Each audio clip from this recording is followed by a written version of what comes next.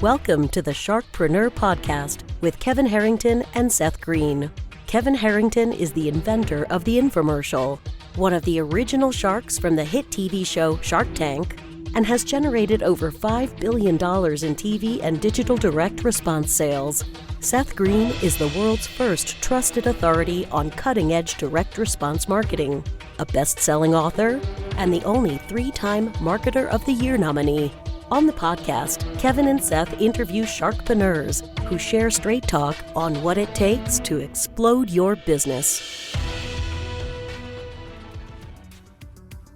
Why do so many businesses struggle while others seem to explode overnight? Do you wish you had the secret to this type of exponential growth? Now, I've scaled more than 20 businesses to over $100 million, and it's not just luck. In my new book with Mark Tim, Mentor to Millions, you'll learn the repeatable framework I use in all my business ventures for massive success. Order at kevinmentor.com and get over $1,000 in bonuses. Head to kevinmentor.com.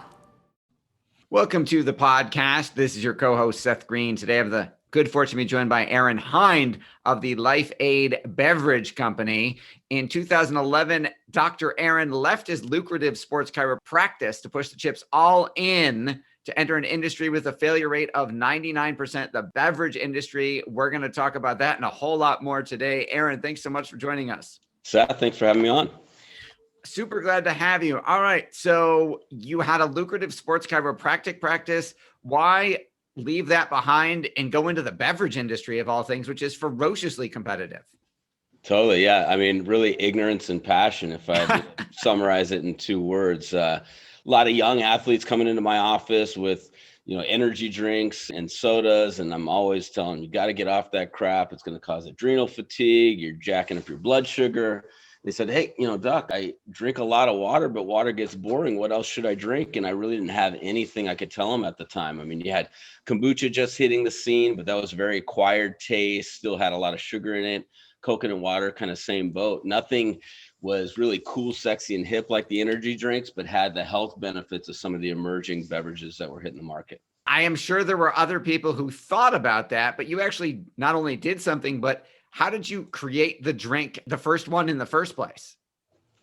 Well, we hooked up with what's called a flavor house that has PhD food scientists working there. I had some background in nutrition, so brought initial formulations down to the flavor house. And the first thing that happened is I handed my formulations to our PhD partner down there. And she said, oh, yeah, no, we're not going to be able to do this. You have way too many active ingredients and you don't want to put gratuitous amounts of sugar. You don't want to use artificial sweeteners. Like, there's no way we'll be able to make this taste good. And I grabbed my paper back and my business partner, I said, well, I guess we're not in the right spot then, because we weren't willing to compromise on, what we were looking to create.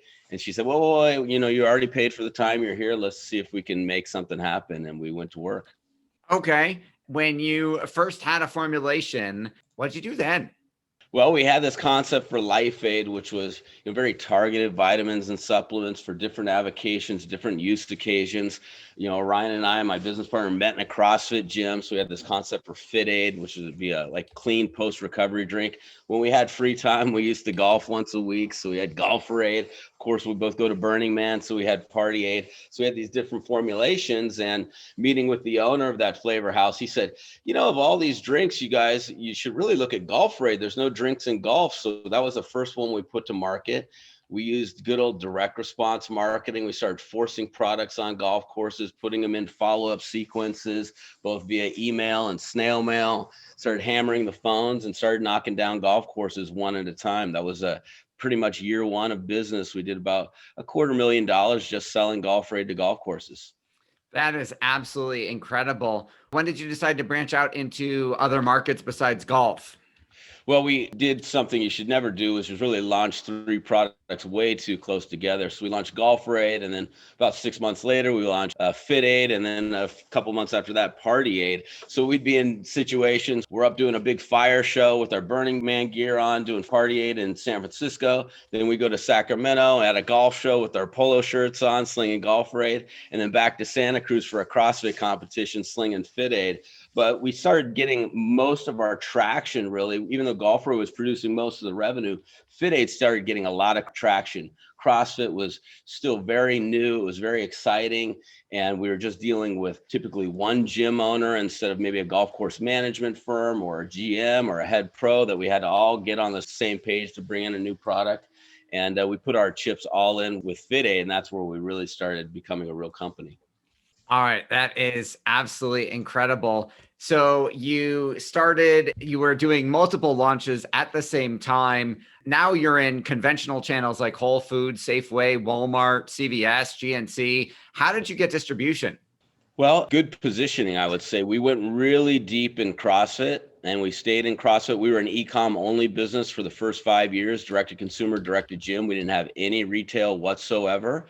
And then we started looking at adjacent markets, and a strong adjacent market for CrossFit was Spartan Race. We partnered with Joe DeSena and Spartan Race and became the official recovery drink of Spartan, where people were getting an ice cold can of FitAid when they needed it most, when they crossed the finish line, as a reward for that grueling race. And it just so happened that key buyers, HEB and Earth Fare, were crossing that finish line and getting a cold can and then calling us up, hey, we need this in our store. So we were getting pulled in instead of having to push our way in.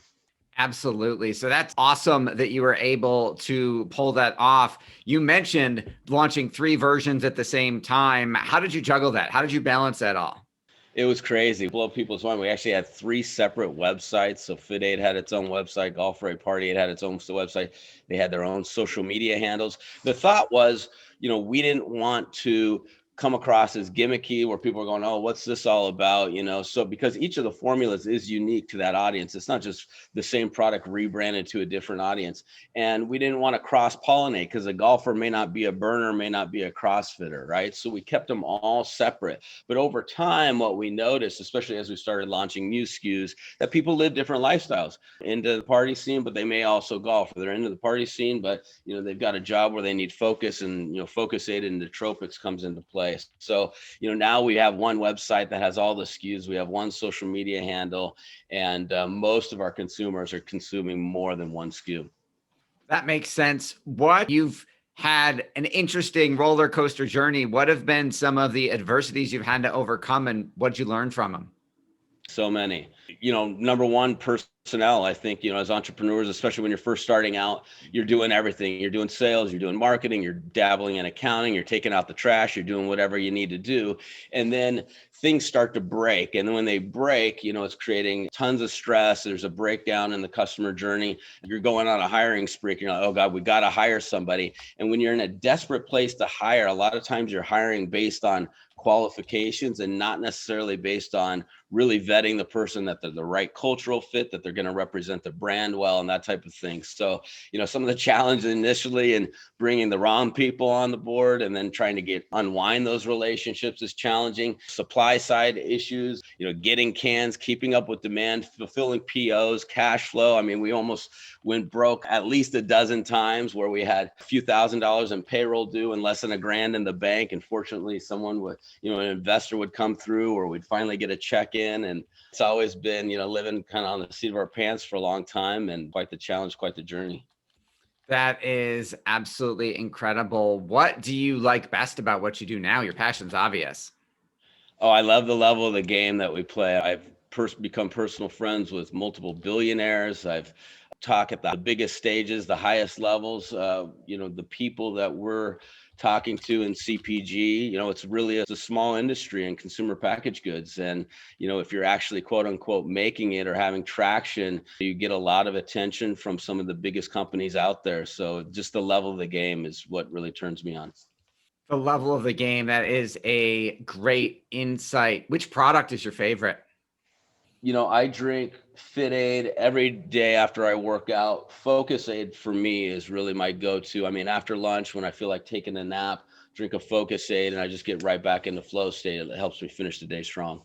Awesome. You mentioned getting to speak on some of the biggest stages, getting to talk with some amazing people. What have been some of the biggest lessons you learned from them and from those experiences?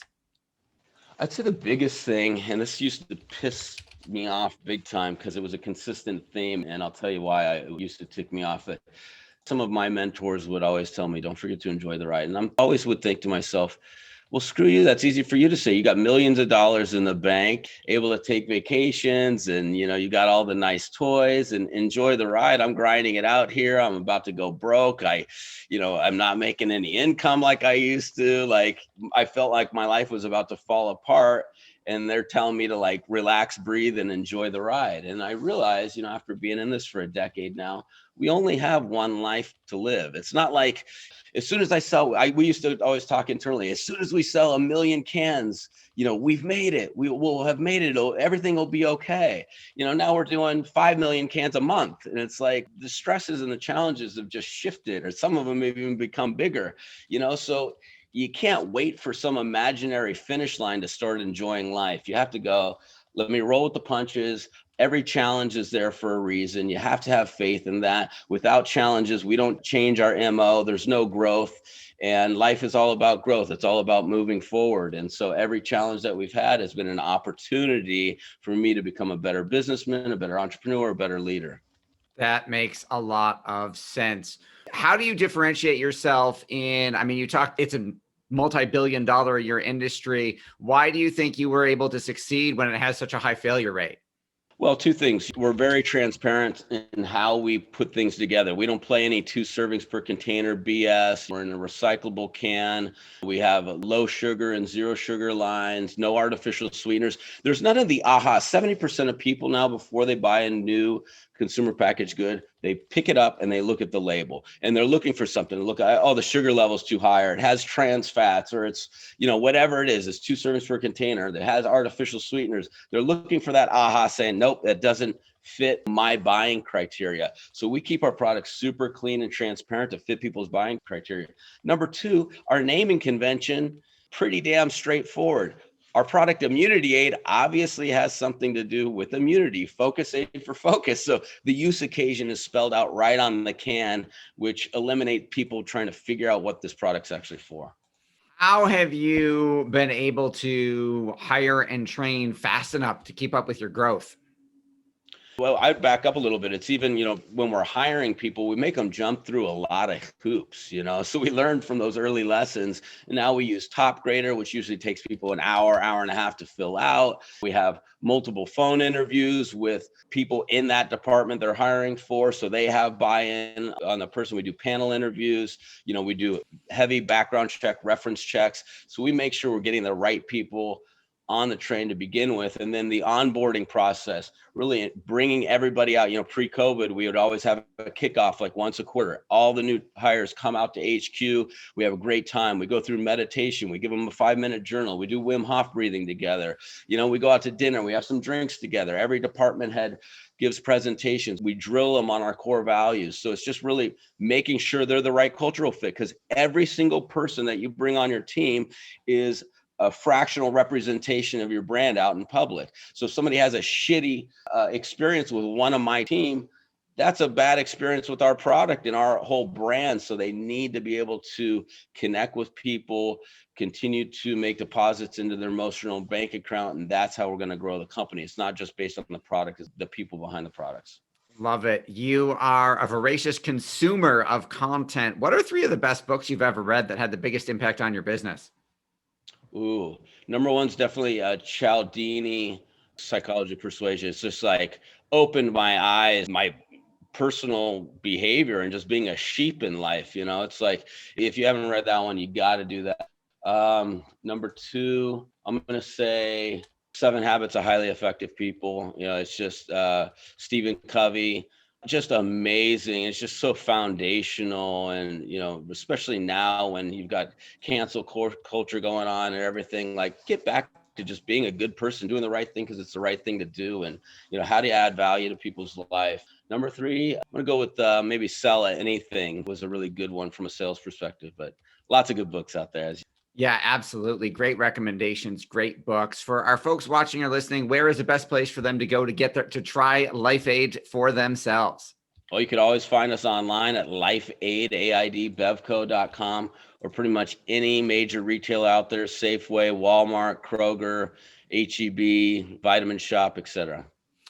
Awesome. That makes a lot of sense. For our folks who are watching or listening, anything else you want to share that I didn't think to ask you?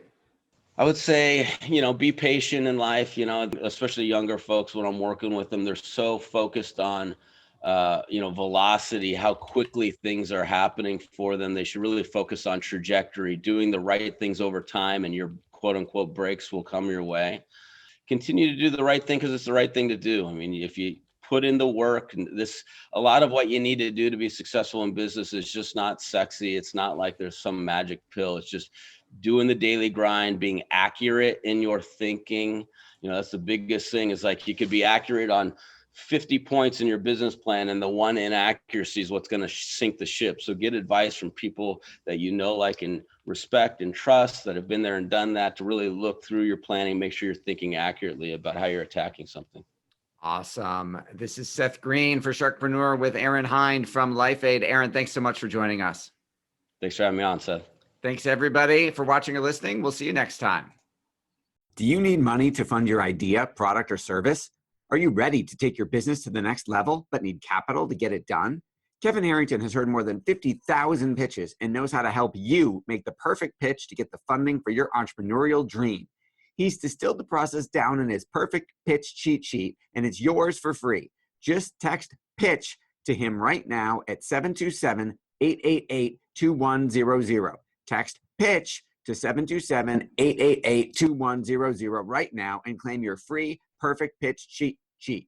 Text PITCH to 727-888-2100 to start funding your dream today. This show has been produced by Market Domination, LLC. To discover how you can have your own show completely done for you and turn it into a real published book and become the authority in your marketplace, go to www.marketdominationllc.com/podcast offer.